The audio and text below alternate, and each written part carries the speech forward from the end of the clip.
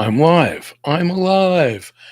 I'm alive. Block Rocker back with you. Data Dad. Let's do a review. Ran across this newbie on Paramount Plus called Curfew. British show. Didn't recognize a single actor. It's got some Americans in it. Not sure if they're Brits doing American accents or not. All right, here's the description from IMDb. And I should have put the link in the description. I'll do that afterwards.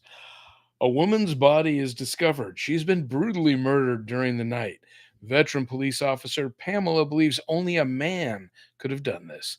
But in a world where men are bound by a curfew from 7 p.m. to 7 a.m., her theory is rejected.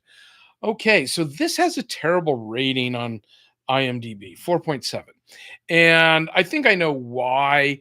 This world, I think it's based in 2022. In England, they passed the Women's Safety Act, which requires basically ankle monitors on all men.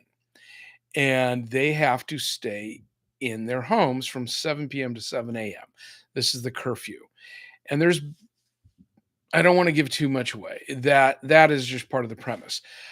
These are similar to what you see in, with people on home. What do they call that? Home lockup, whatever it's called.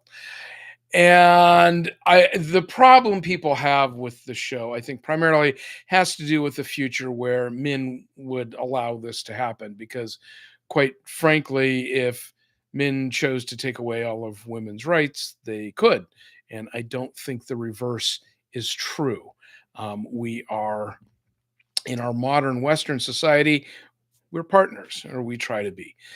So I think that's the complaint.